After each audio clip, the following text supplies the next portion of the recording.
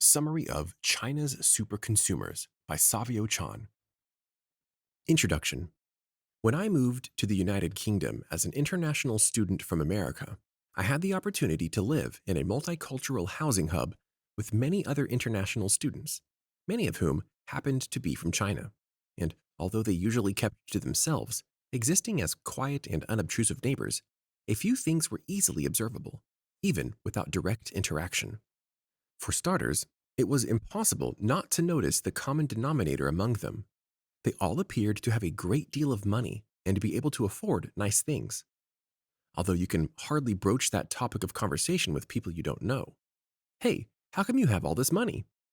It definitely generated a lot of questions in my mind.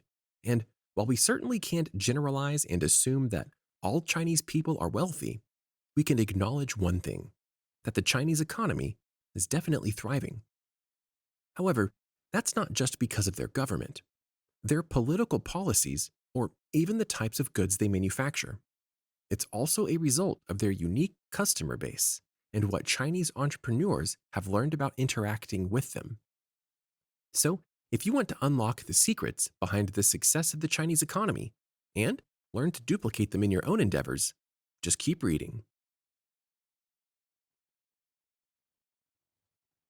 Chapter 1. What sets China's retail opportunities apart? What does your local mall look like? Chances are, even if you live in nowhere, USA, you still have a local mall, even if it's tiny. Depending on where you live, it might be 2 or 3 stories tall and serve as a home to a variety of popular chain stores, including Belk, Bath and Body Works, Claire's, and Aeropostale. This is significant because, although this is a par for the course in pretty much every American town, the setup is radically different in China. This is due in part to the prevalence of legal restrictions that previously prevented the construction and operation of malls. But it's also because China observes a strict hierarchy when it comes to consumers' trends and shopping patterns. In this respect, China is massively ahead of the curve. That's because they've studied consumers' buying habits so thoroughly that they use this research to inform the layout of their malls.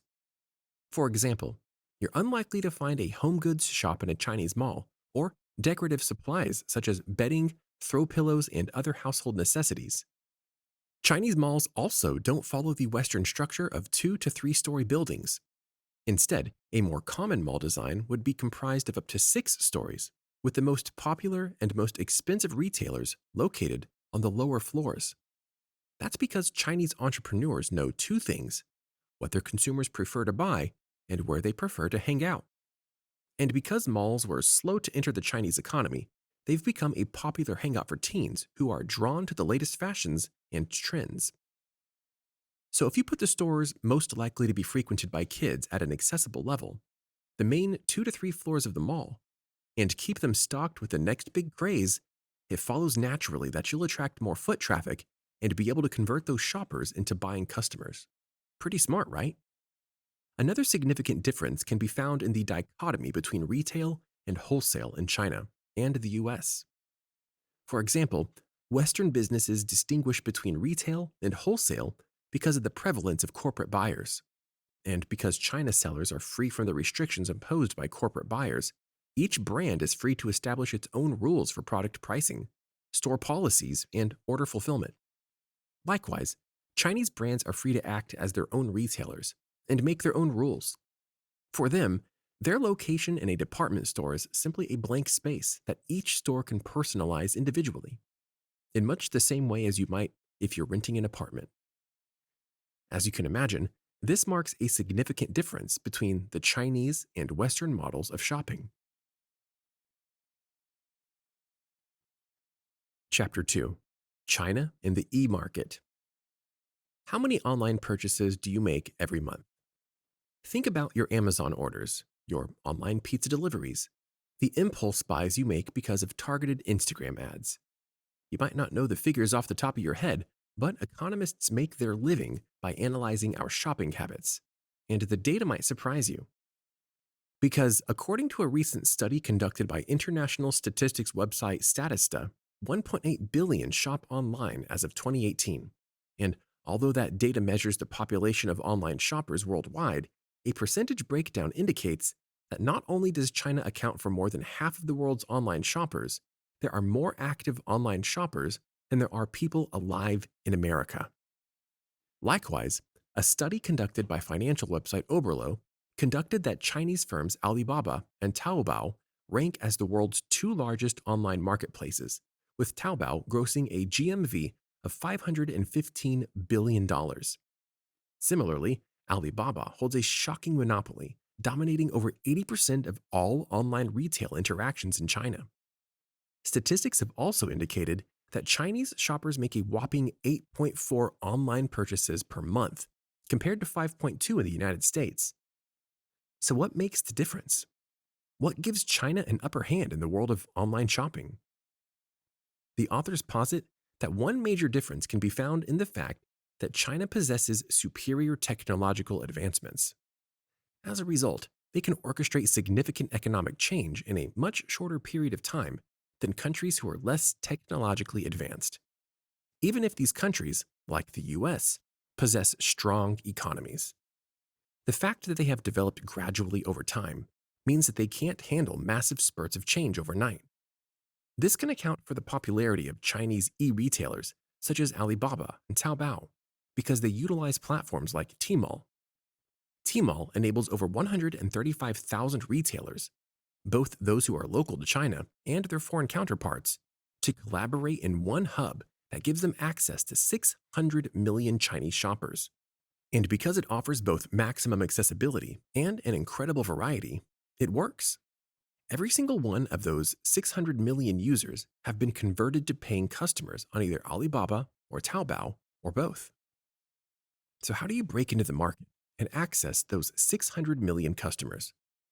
Well, the bright side for American retailers is that statistics indicate Chinese shoppers prefer American products.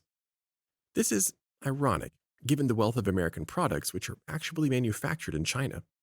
But reports from Chinese users confirm that there is such a strong market for American-made products, consumers are actually willing to pay through the nose to get them.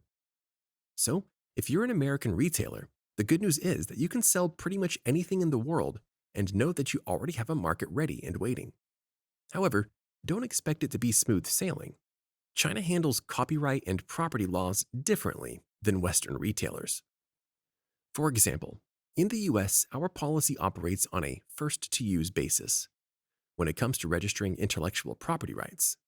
So, if you've created something and you're the first retailer to use it, as long as you can prove that when you file for intellectual property rights, you can claim the idea, the brand, and its subsequent products and revenue as your own, without being challenged on it.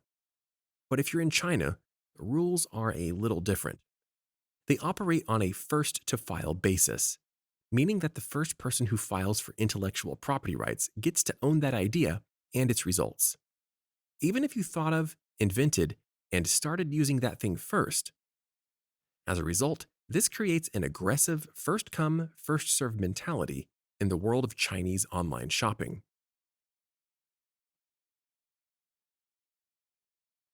Chapter 3: Strategize for Success.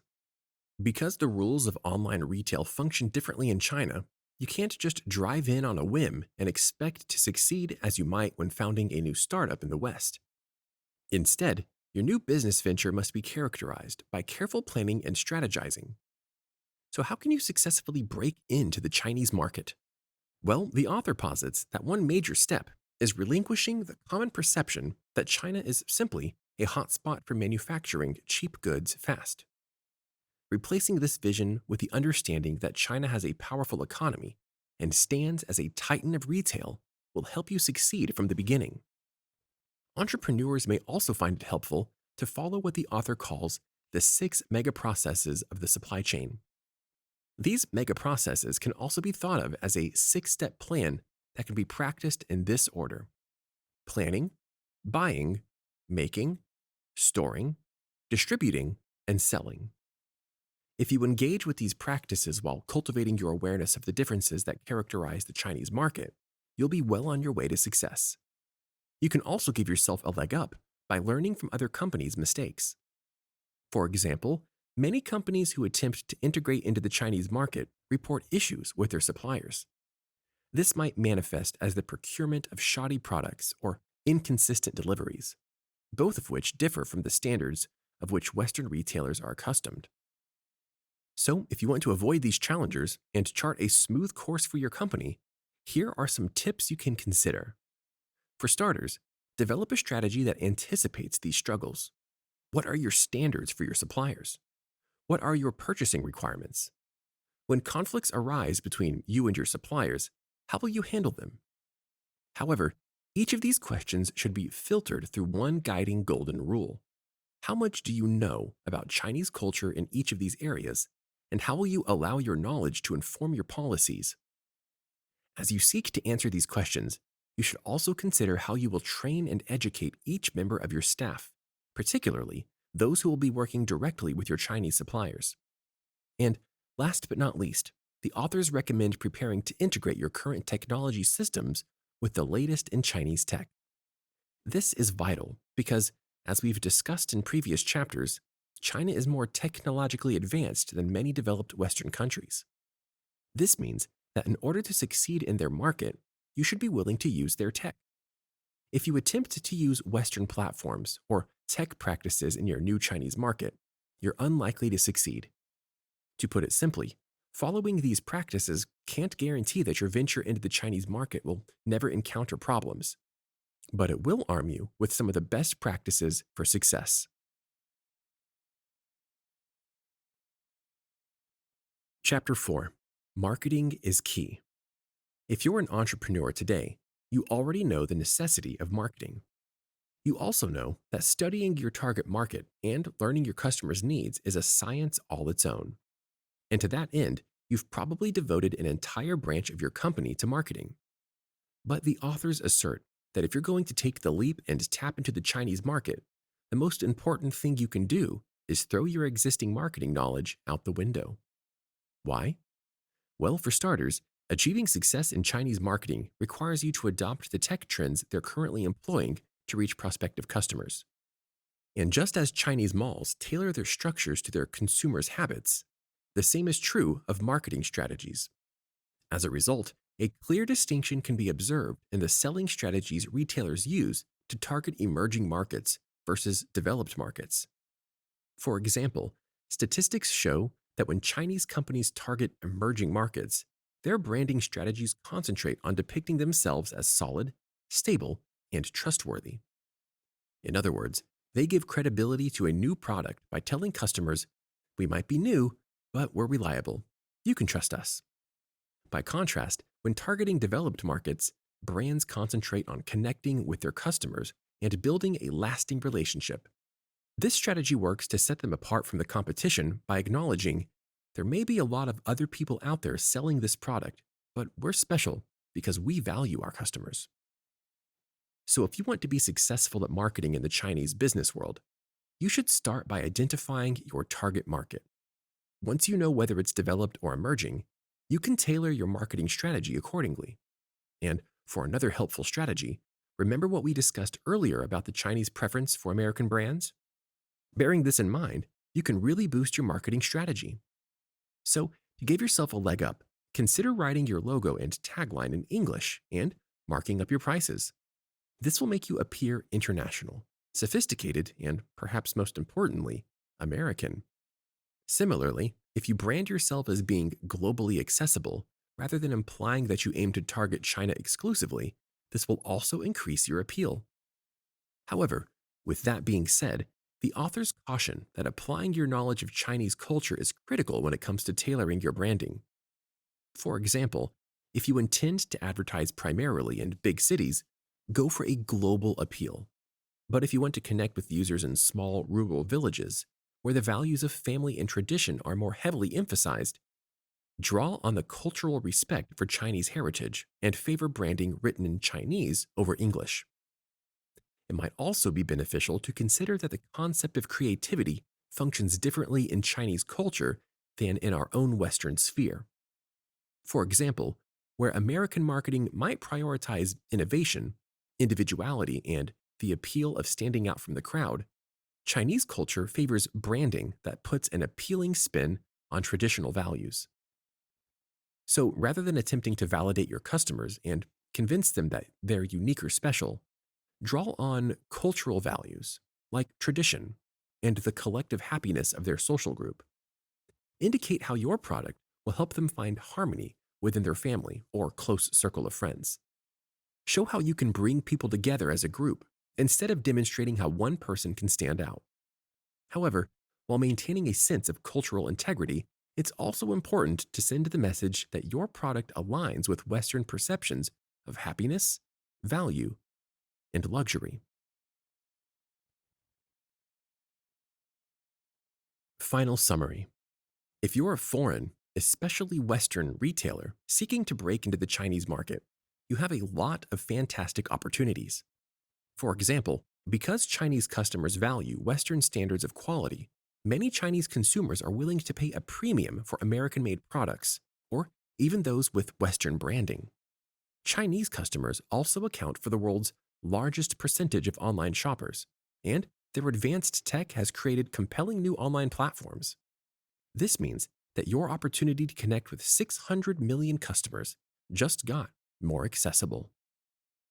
But China is also in a league of its own when it comes to marketing, branding, and economic growth. As a result, the authors posit that success can only be achieved by cultivating your awareness of these differences.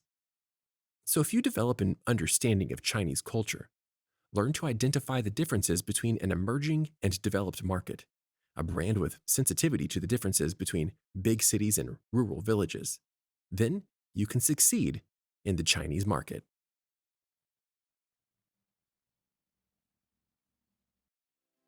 Did you like this audiobook summary? Click the like button now to support our channel and click subscribe if you want to get notified each time we post a new free audiobook summary on YouTube. You can also download our free app and enjoy thousands of other free book and audiobook summaries. Go to quickread.com/app and download our free app today. Or that their sex drive is too low. But the truth is that our bodies are more complex than we've been led to believe, and the media is responsible for feeding our insecurities and misunderstandings. In fact, vaginas come in a variety of shapes and colors, and there's no such thing as a sex drive. Rather, this is a common misconception which occurs because we categorize sex as a need like food or shelter, and assume we're motivated to pursue it by an evolutionary drive. But sex is actually a desire rather than something we need to survive, and this means that we don't have a sex drive so much as a set of accelerators and brakes. The speed with which we get into gear or slam on the brakes depends on a wide variety of stimuli, which is determined by context. So whether your context involves the passage of time, the recent birth of a child, or significant amounts of stress, it's important to know that your response is normal, and it's okay if you're not in the mood right now. It's also completely normal to be slow in responding to any sexual stimulation, and it doesn't mean there's something wrong with you. Instead, you might just simply need some extra time, extra foreplay, or the ability to slowly warm up to sexual feelings through the progression of a romantic atmosphere and intimate conversation.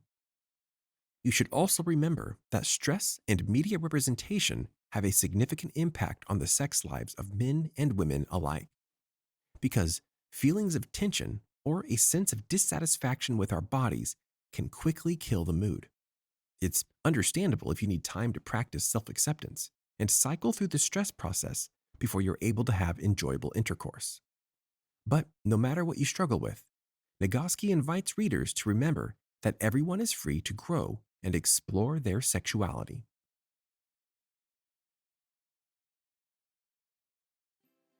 Did you like this audiobook summary? Click the like button now to support our channel and click subscribe if you want to get notified each time we post a new free audiobook summary on YouTube.